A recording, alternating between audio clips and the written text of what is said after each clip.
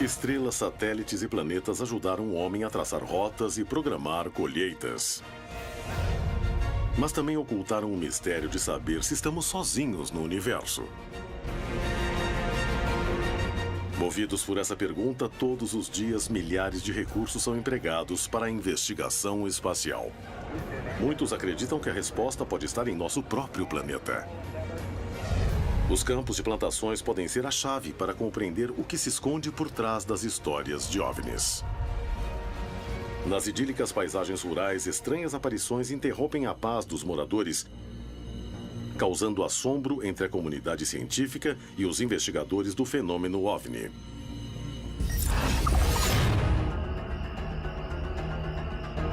Em Buenos Aires, na Argentina, 7 investigadores estavam no campo estudando uma série de marcas no solo, quando o lugar foi invadido por objetos luminosos que pareciam interagir com eles. Havia alguma relação entre as marcas e as luzes? Em Serra da Beleza, no Rio de Janeiro, Brasil, 2 homens viajam em direção a um estranho fenômeno. O que esse objeto fazia no meio do campo? Na região de Tlapalanoia, no México, surgiram 3 formas estranhas e complexas no solo. Um investigador resolve conhecer toda a verdade e utiliza métodos inovadores para descartar que foram feitas por humanos.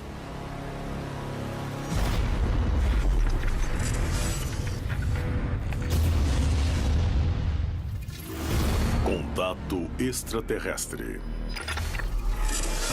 Hoje apresentamos OVNIs e sinais.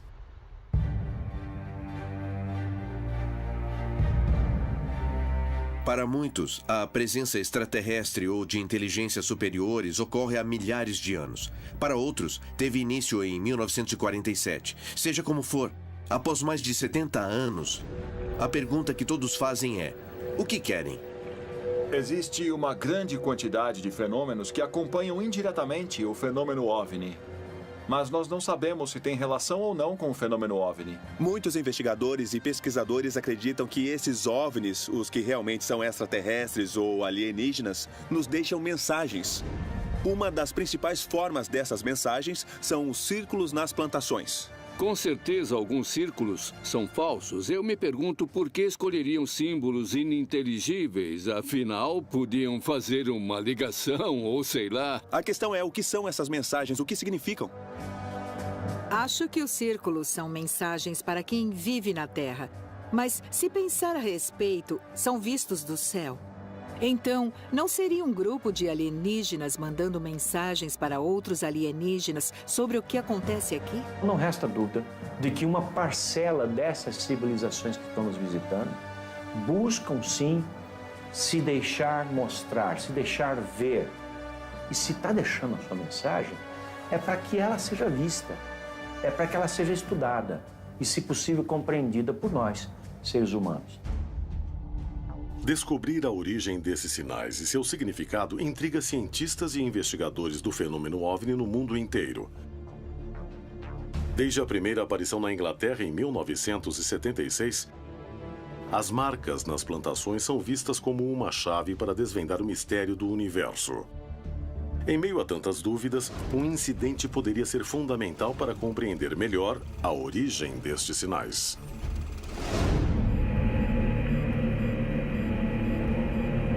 No dia 4 de março de 1986, 7 investigadores foram para a província de Buenos Aires, na Argentina, para estudar de perto uma série de fenômenos OVNI. A noite de vigília acabou sendo muito diferente do que tinham planejado. Em 4 de março de 86, foi mais um de tantos dias que íamos investigar no campo para ver alguma coisa. Mas foi um dia que ficou marcado para nós. Até hoje me lembro que foi o caso que mais me marcou e que me lembro como um encontro mais próximo entre o OVNI e o investigador. Luiz Burgo era um membro da FAO, um grupo de investigação do fenômeno OVNI que estudava uma série de relatos de luzes e marcas no solo. Seus mais de 15 anos de formação não o tinham preparado para imaginar o que ele e o restante do grupo estavam prestes a testemunhar.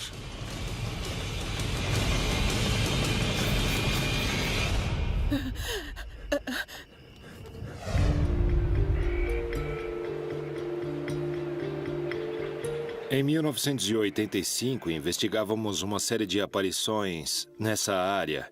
E geralmente fazíamos as vigílias de OVNIs, os trabalhos noturnos de investigação de campo, na região do balneário de Atalaia. O pessoal de lá via luzes e começamos a investigar as plantações de Atalaia. Até que apareceram 150 marcas. Era praticamente um santuário de OVNIs.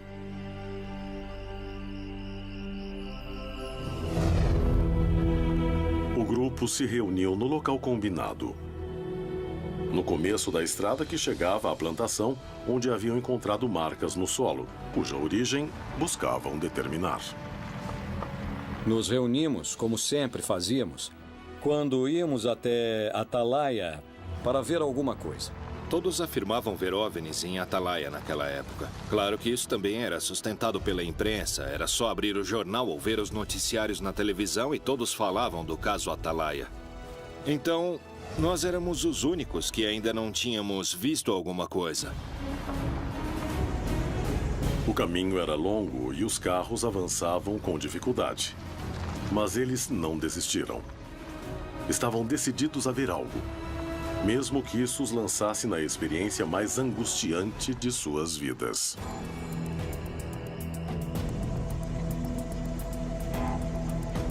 Nós fomos olhando e falando do fenômeno, querendo ver alguma coisa. Estávamos conversando normalmente, sem imaginar o que iria acontecer.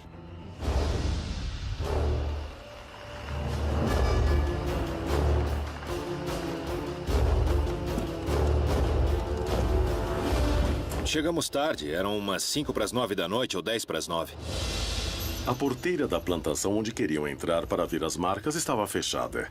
Mas em vez de encarar como um mau agouro e voltar, decidiram ficar na entrada e fazer uma vigília. Conhecíamos muito bem aquele local como a palma da nossa mão. Tínhamos passado meses por lá e sabíamos como era para ver tudo muito bem.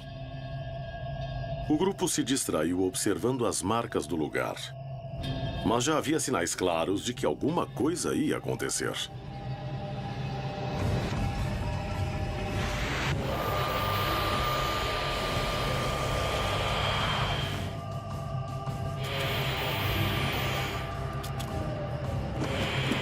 Logo que descemos dos carros, o Fernando falou: "Olhem aquilo." Eu olhei no horizonte e vi duas luzes. Nos viramos e lá estavam os dois objetos não identificados, praticamente em cima do vilarejo. Foi incrível. Uma coisa estranha. Não tinham forma, eram duas luzes, bem grandes, talvez um pouco menor do que uma estrela brilhante. E eles ficavam mudando de cor. As cores eram vermelho, verde e amarelo que mudavam. E o mais estranho foi que vinham do rio. E quando falamos para todos olharem, na mesma hora eles ficaram parados. Daí começaram a se movimentar juntos e girar entre si. Ficavam se cruzando. Às vezes parecia que era uma só, porque ficavam uma atrás da outra, como se brincassem.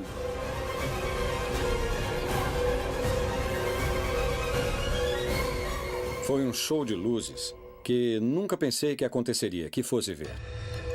Eu queria que chegassem perto, porque eu não estava com medo. Então teve uma hora que eu falei para mim mesmo: nunca pensei que ia ver isso.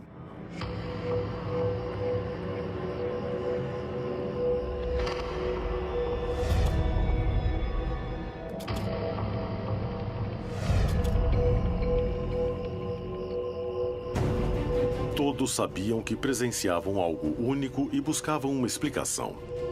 Mas rapidamente o clima de expectativa passou a ser de nervosismo quando uma das luzes começou a se aproximar perigosamente. E quando a luz começou a se aproximar, nunca vou esquecer disso, Luiz Burgos resolveu pegar uma lanterna. Começou a se aproximar da gente. E nós tínhamos uma lanterna, então cada um ia ligar a sua e ia sair correndo, porque a luz ia descer e nos matar. E aí, falou. Espero que alguém fique para contar. Olha, se acontecer alguma coisa, é só ligar a lanterna, tá? Acho que isso assustou todos nós, porque ele supostamente era o mais preparado. A mudança de comportamento das luzes os aterrorizou. Um por um, perceberam que testemunhavam algo desconhecido. Poucos minutos depois, a luz retrocedeu e voltou à posição original. Eu tive a sensação de que quem estivesse dentro daqueles aparatos tinha nos detectado. Então, para mim, foi uma espécie de contato a nível visual. Nós os vimos e eles nos viram.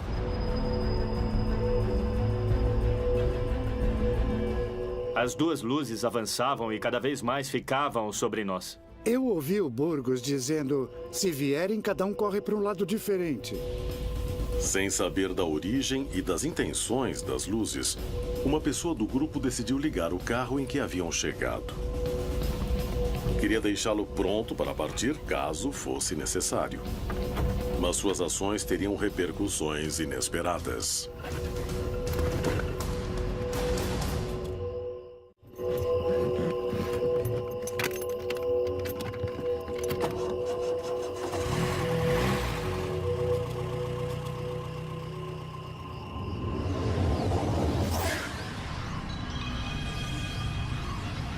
Vai logo, apaga o farol, Era apaga! como se os dois objetos quisessem nos assustar, nos fazer fugir dali. Como se tivessem a necessidade de descer naquele lugar onde havia as 150 marcas que tínhamos observado e estivéssemos atrapalhando, como se dissessem, pessoal, saiam daí porque temos que estacionar. Ficaram em cima de nós. E atrás tinha umas 150 marcas. Burgos disse, olha, se eles querem descer, eu não acho que vão se importar se estamos aqui ou se tem vacas. Eles vão descer e pronto. Depois de vários minutos, quando parecia que as luzes iam aterrissar em frente a seus olhos, de repente começaram a subir, se distanciando do lugar. Alguns acharam que o pior já tinha passado, mas estavam apenas começando a vivenciar algo ainda mais misterioso. Eu continuei olhando as duas esferas menores. E aquelas duas esferas que estavam brincando começaram a subir e sumiram.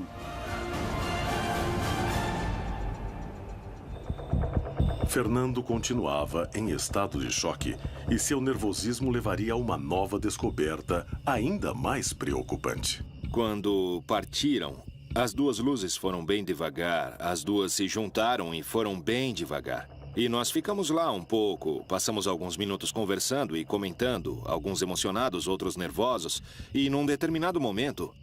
Meu filho gritou, olha aquilo lá. Os investigadores se tornaram protagonistas do caso mais espetacular que já tinham conhecido.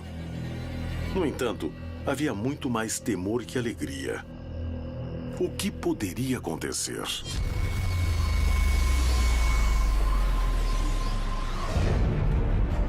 As histórias que envolvem supostos sinais se repetem por toda a região. Mas poucos casos despertam tanta curiosidade e fascinação como as marcas que aparecem da noite para o dia nas plantações.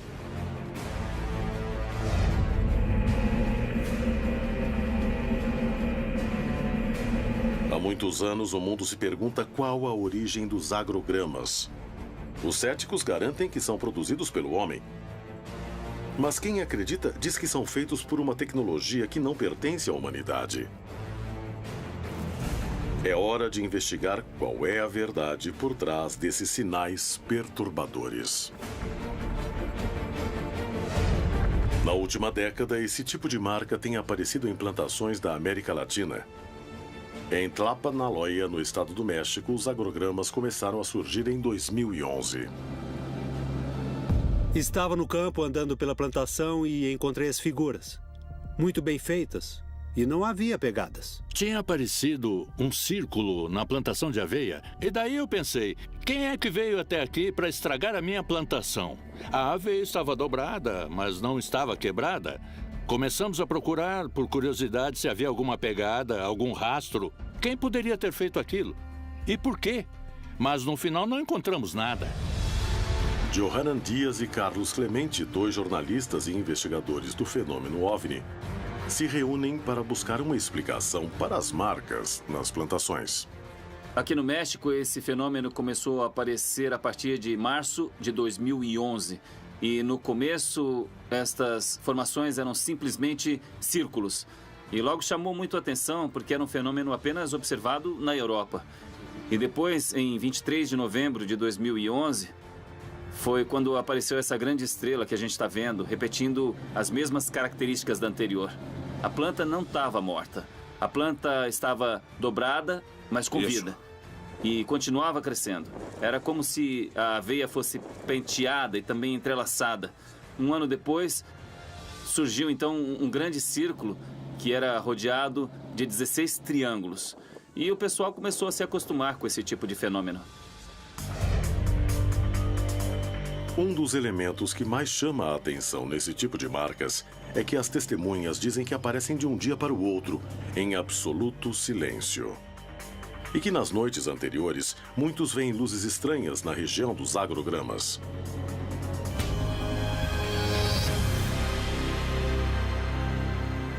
Johanan decide que é o momento de conseguir algumas provas e tentará fazer o mesmo tipo de marcas. Para isso, vai a uma plantação de aveia perto da cidade do México, onde 2 investigadores deverão produzir as marcas em apenas uma noite. Esta prova permitirá estabelecer até que ponto a mão do homem pode ser responsável por estes sinais.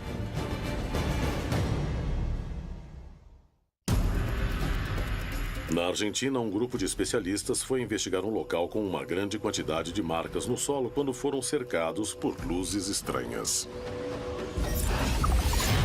Em Tlapanaloya, no México, o jornalista Johanan Dias tentará recriar um agrograma para comparar com outros que aparecem na região. Ele conseguirá encontrar a verdade? Em Serra da Beleza, no Brasil, um homem viajava sozinho por uma estrada quando se deparou com um objeto que mudou sua vida para sempre.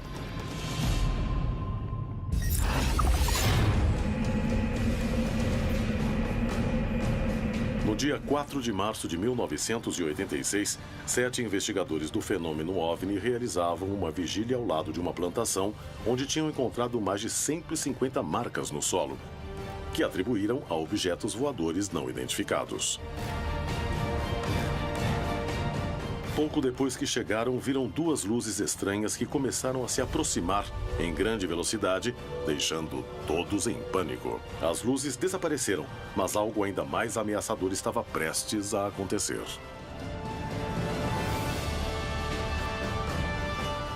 E apareceu uma luz forte. Ela era 10 vezes maior que as outras 2 luzes. Chamou muita atenção porque não subia nem descia, acendeu no mesmo lugar. Estava parada e acendeu uma luz, do tamanho de uma lua cheia.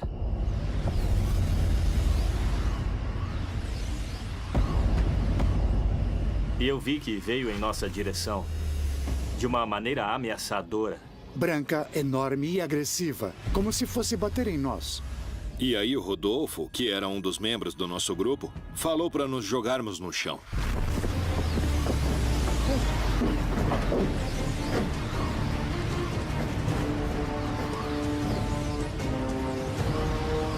Veio com tudo na nossa direção.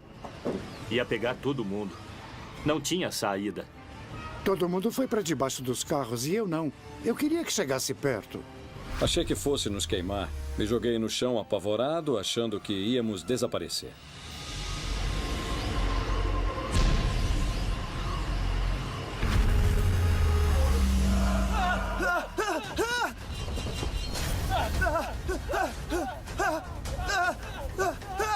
E aí uma pessoa do grupo começou a correr e entrou em um estado de pânico maior que dos outros. Quando alguém perde o controle, infelizmente, pensa no pior.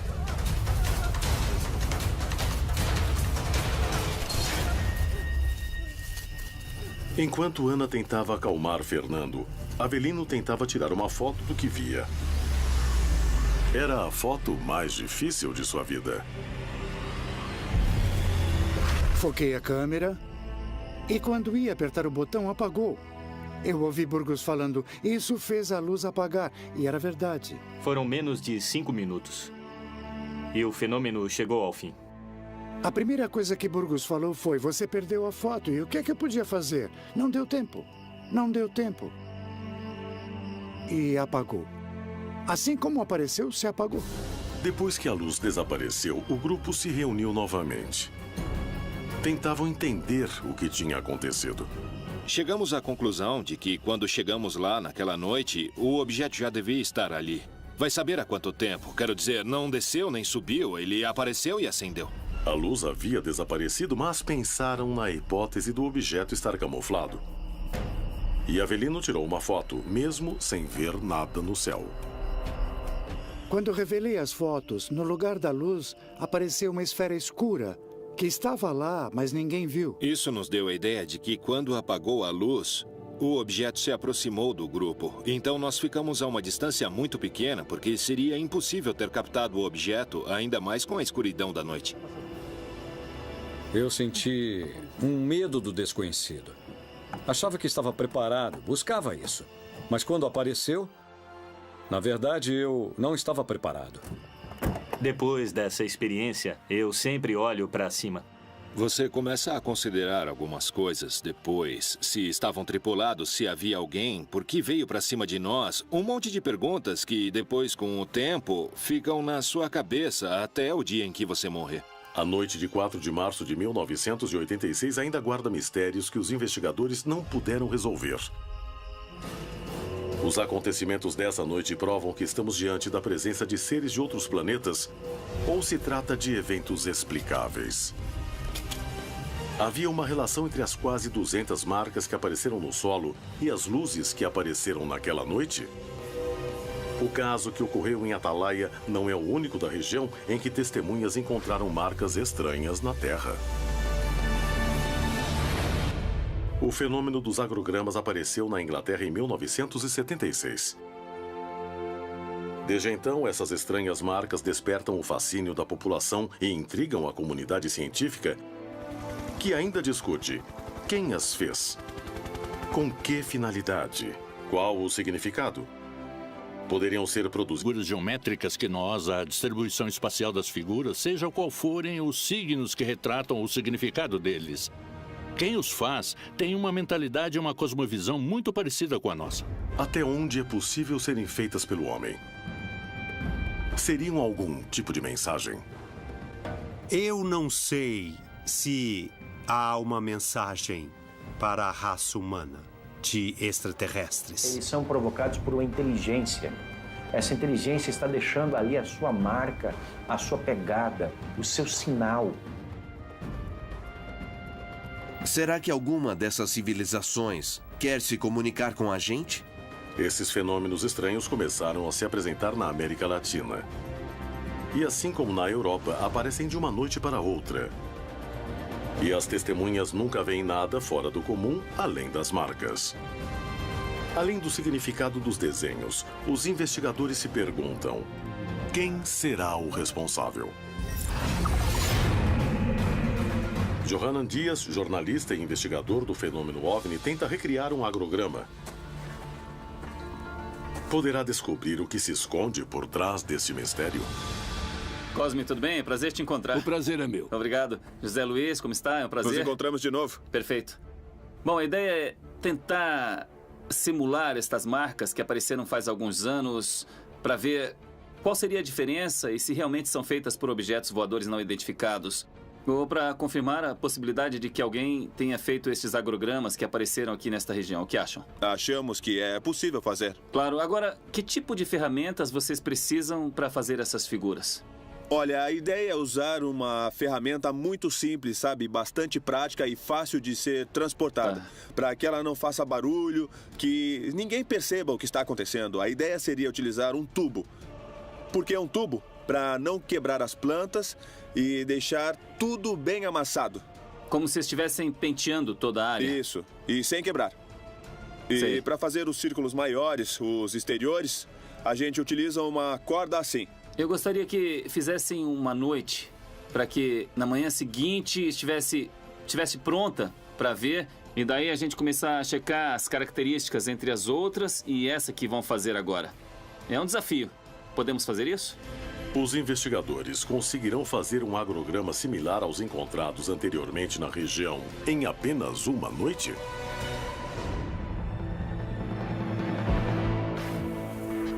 Os dois investigadores trabalham durante a noite. A regularidade do terreno semeado facilita um pouco a tarefa.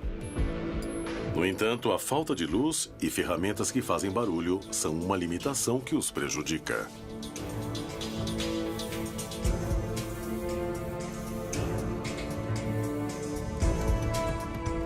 Nós decidimos fazer de uma maneira que fosse muito simples. Usamos ferramentas que deixem o mínimo de marcas possível e para fazer de uma forma mais portátil.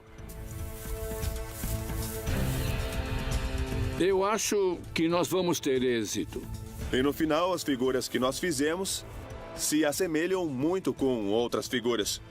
Após uma noite de trabalho, os especialistas deixaram as marcas prontas para analisá-las na manhã seguinte. Conseguiram descobrir o mistério por trás dos agrogramas? Será que existem mesmo sinais que confirmem que somos visitados por seres de outros mundos? No Brasil, na Serra da Beleza, um homem dirigia sozinho em uma estrada à noite. Uma luz potente foi uma das maiores surpresas de sua vida. Há alguns anos, começaram a aparecer agrogramas na América Latina. E o México é um dos países onde mais foram encontrados. Enquanto os céticos garantem que não passam de marcas feitas pelo homem, outros sustentam que são o trabalho de uma tecnologia que não pertence à humanidade. Johanan Dias, jornalista e investigador do fenômeno OVNI, se dispôs a resolver essa dúvida, ao tentar fabricar marcas similares em tempo recorde. Na manhã seguinte, após terminar os trabalhos na plantação de aveia, uma equipe sobrevoa o local para registrar o resultado. Johanan chega ao lugar acompanhado das testemunhas que viram as marcas originais. Eles serão a chave para estabelecer se o agrograma que acabou de ser feito se assemelha aos que foram achados na região em 3 ocasiões.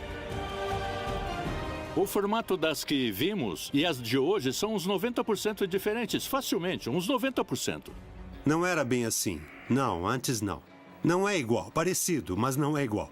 Não parece com o jeito que estava quando encontramos, sem deixar marcas. E aqui tem marcas e também estão quebradas. Não sabemos quem fez, por que fez e continuamos na mesma. As testemunhas acreditam que as marcas não se parecem. As plantas não estão dobradas, mas sim quebradas. Essa opinião é muito valiosa para a investigação de Dias. Johanan Dias encontra o jornalista e investigador Carlos Clemente para analisar as imagens aéreas do agrograma. E chegam a conclusões reveladoras. Parece perfeito. Quer dizer, não tem nenhuma... não tem nenhuma diferença com os que apareceram antes na região. Na verdade, não há nenhuma diferença, porque de cima parecem praticamente iguais, né? Iguais, sim. Inclusive com muita simetria, não estão mal feitos. Isso vendo de cima. Mas quando eu fui ver de perto, não tem nada a ver. Tudo que foi amassado quebrou? Sim. Tudo? Tudo. Então a gente viu que as plantas quebraram. Também vimos marcas no terreno. E são figuras muito simples. É um círculo, ou seja, tem um centro e o círculo sai do centro, nada mais que isso. E outra coisa que as testemunhas disseram foi que em algumas das fotografias que fizeram, apareceram algumas esferas. E isso chamou muita atenção, porque a gente tinha as figuras, mas como fazer as esferas? O outro foi mais elaborado, não acha? Ele foi feito com as plantas isso não é uma coisa entrelaçadas. Possível. Como fazer as plantas ficarem algumas para a esquerda e outras para a direita, mas sem se entrelaçarem. Isso não é uma coisa possível. Mas eu acho que este desafio funcionou muito porque a gente conheceu mais sobre os agrogramas que realmente apareceram e os agrogramas que não tem nada a ver com esses objetos voadores. Agora tem um parâmetro para saber quando é feito por pessoas e quando não tem uma explicação, não é? Exatamente. Eu acho que deu muito certo e isso vai ajudar bastante. Johanan Dias conseguiu provar que a mão do homem é capaz de fazer este tipo de agrograma em pouco tempo e sem chamar muita atenção dos vizinhos. No entanto, a vegetação não ficou igual à dos outros encontrados na região. E não puderam evitar as marcas. Além disso, muitos agrogramas originais retratavam formas mais complexas. Eram maiores e vinham acompanhados pela presença de OVNIs nas noites prévias e de luzes raras dentro das marcas. Estamos diante da presença de verdadeiros sinais deixados por seres de outros planetas? Ou se tratam de desenhos produzidos pelo homem? As plantações da América Latina são um cenário de estranhas situações que quebram a calma dessas regiões pouco habitadas. O que há por trás dessas manifestações? A resposta poderia estar nos milhares de testemunhos dos moradores da região.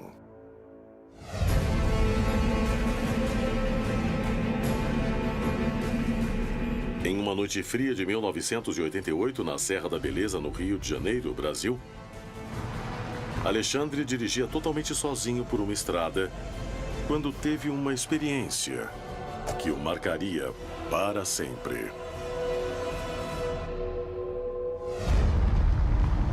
Alexandre trabalhava em Santa Isabel e todos os dias voltava para a cidade vizinha de Conservatória, onde vivia. No entanto, ele não sabia que essa viagem estava prestes a se tornar algo que fugia totalmente de sua rotina. Eu era bancário na época. Numa sexta-feira eu fiquei até mais tarde no banco e vim embora nessa sexta-feira por volta de 10h30 da noite, 10h30 da noite. Alexandre seguia sozinho pela aparente tranquilidade da noite.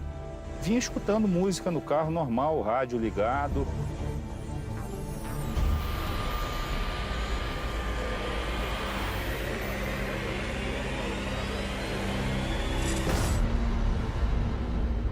Vindo na estrada, eu notei no alto da serra aquela luz por detrás da montanha.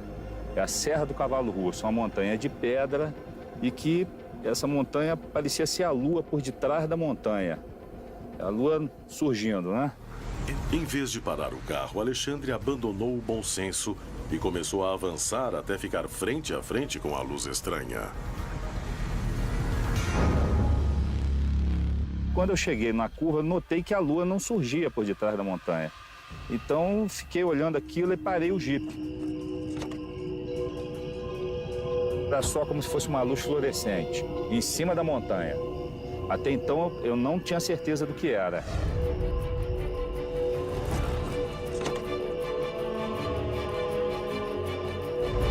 Mas quando eu coloquei o binóculo, eu fiquei com medo. Mas ao mesmo tempo que eu fiquei com medo, me deu assim uma vontade de ficar olhando aquilo e ao mesmo tempo com medo de querer voltar para Santa Isabel. Alexandre não sabia o que fazer. Estava sozinho no meio de uma estrada vazia, sem nenhuma testemunha e sem ninguém para pedir ajuda. Dava para ver nitidamente com o binóculo que era um objeto diferente realmente, não tinha nada a ver de coisas normais que se ha visto aí na serra. Era realmente totalmente diferente do que eu já vi em toda a minha vida. Era um prato de cabeça para baixo, ao contrário, e cheio de luzes em volta. E eu botava o binóculo e via essa luz girando em volta do prato. Aí realmente eu senti medo.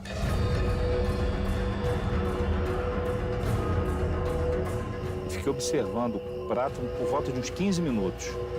Aí que me deu a vontade de realmente chamar outra pessoa para poder ver junto comigo o objeto. Alexandre conseguiu sair do estado de comoção em que se encontrava e tomou uma decisão.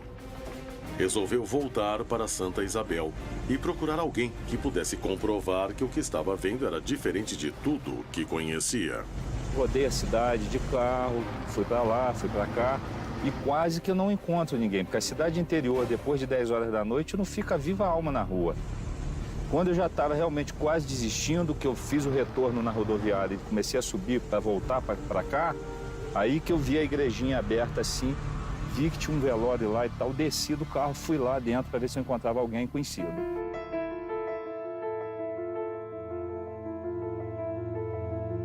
Era um velório de uma senhora que tinha falecido em Santa Isabel, devia ter umas 8 ou 9 pessoas. No velório, Alexandre encontrou Floriano, seu amigo e mecânico. Sem hesitar, foi até ele para conversar sobre o que havia acontecido. Ninguém percebeu como eu falei com o Floriano. Eu não cheguei gritando dentro do velório, não cheguei gesticulando, falando, eu vi a luz, para não assustar as outras pessoas, né? Porque ninguém falou, vamos lá ver o disco voador. Finalmente, Alexandre tinha encontrado alguém conhecido, mas não sabia se Floriano ia querer acompanhá-lo. Eu disse, seu Floriano, por favor, vamos, o senhor quer ver a luz que aparece lá na serra? Eu falei, poxa, eu moro aqui há 50 anos, nunca vi. Poxa, vamos lá agora, Alexandre. O seu Floriano ficou impressionado e ansioso também para poder avistar o objeto. E fomos conversando. E ele foi, será que é verdade mesmo? Eu falei, vamos lá para o senhor ver. Se estiver lá, o senhor vai ver o que eu estou vendo. Alexandre queria muito que a luz estivesse lá. Estava preocupado que seu amigo duvidasse dele. Voltei correndo também para ganhar tempo de encontrar o objeto na posição que estava, né? Que eu deixei lá. Andei uns 10, 15 minutos, comecei a avistar de novo a luz no mesmo local. Os dois se aproximavam de um perigo que não parecia deste mundo. A luz estranha continuava no lugar e eles não mediram consequências para investigar o que estava acontecendo.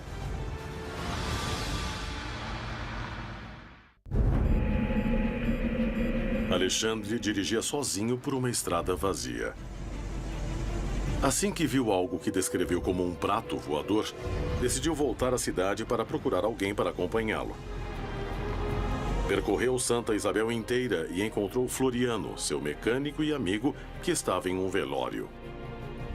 Ele decidiu acompanhá-lo até o local da aparição, mas eles não esperavam o que estava por vir. Quando eu cheguei no ponto de melhor visão mesmo, nós viemos já pela estrada e já deu para avistar alguma coisa, mas não dava para pegar o binóculo e ficar olhando com o carro em movimento, né? E ele já olhou e ficou meio assustado. Regalou o olho desse tamanho e falou, mas não é verdade mesmo? Caramba, que isso, cara? Peraí, deixa eu ver. Aí, seu Floriano, mas não é possível que eu tô vendo e tal, vamos parar para ver. Quando paramos, é aqui que eu parei, melhor ponto de visão.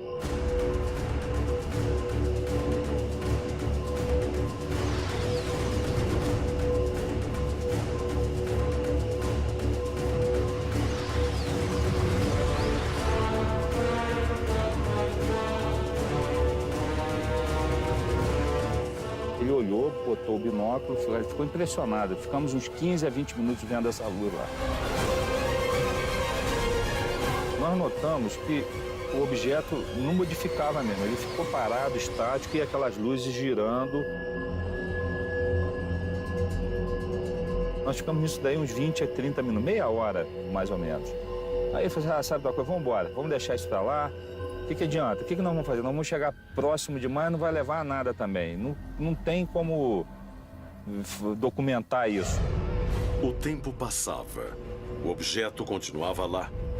E Alexandre tomou uma decisão baseado no que sentia.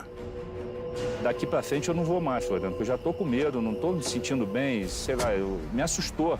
Aí o Floriano, faz o seguinte, então, vamos embora pra Santa Isabel e lá você não vai voltar mais hoje pra conservatória, porque é perigoso, sim, a gente não sabe o que isso pode fazer. O temor que Alexandre sentiu foi tão grande que ele seguiu o conselho do amigo e resolveu não voltar para casa naquela noite. A experiência foi tão forte que não apenas decidiu não voltar sozinho, mas também mudou sua vida para sempre. Sim, privilegiados realmente de ter visto isso. Hoje em dia eu tenho uma outra concepção mesmo de disco voador, o que é realmente o disco voador, né? O OVNI. E se você observar, você vai ver sim alguma coisa diferente, se as pessoas passarem a observar melhor, né? Ao redor. As vastas terras pouco povoadas do território latino-americano guardam milhares de experiências como a de Alexandre e Floriano. Testemunhas privilegiadas e casuais de eventos que a ciência não consegue explicar. Quantos eventos ainda mais estranhos podem estar ocorrendo no continente, diante da solidão da noite?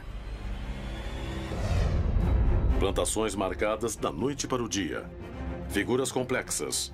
Dúvidas na comunidade científica, testemunhos que narram a presença de luzes. Mas qual é seu significado? Qual sua importância? E, acima de tudo, qual é sua origem? Os agrogramas são figuras misteriosas que costumam aparecer nas plantações. Eu não me atreveria a afirmar como são feitos e nem posso afirmar que são obras de seres de outros mundos. Para mim, são simplesmente um enigma. Não se tem ainda absoluta certeza de que esses crop circles têm uma associação direta com UFOs. Muito embora, no aparecimento destes círculos, se tem relato de que pessoas têm observado UFOs no céu. Todas as culturas do mundo, em diferentes etapas, quiseram se comunicar com os deuses. Agora, com as evidências encontradas em plantações, pode parecer que são os deuses que querem se comunicar conosco. Digo isso no sentido metafórico. Acredito que este é o problema da busca incessante de saber quem somos e o que queremos. Na minha visão, se existe comunicação entre duas civilizações, a primeira coisa que precisa ser feita é ensinar um alfabeto. E talvez, quem sabe, se houver uma mensagem, em primeiro lugar, é tentar nos ensinar um alfabeto alienígena para que no futuro nós possamos nos comunicar. Decifrá-los, tentar entender o que eles significam, talvez seja tentar decifrar a mensagem de um grupo de civilizações que há muito tempo nos observa. Os agrogramas são um dos maiores enigmas que cercam o fenômeno OVNI. Estabelecer sua origem e significado desafia a comunidade científica. Estamos diante de marcas feitas por seres de outro planeta? Descobrir a verdade por trás das histórias de OVNIs pode ser a prova que nos permite estabelecer se estamos sozinhos ou não no universo. Algum dia o homem poderá dar uma resposta a esse mistério? Quantos eventos ainda mais estranhos podem estar ocorrendo no continente diante da solidão da noite?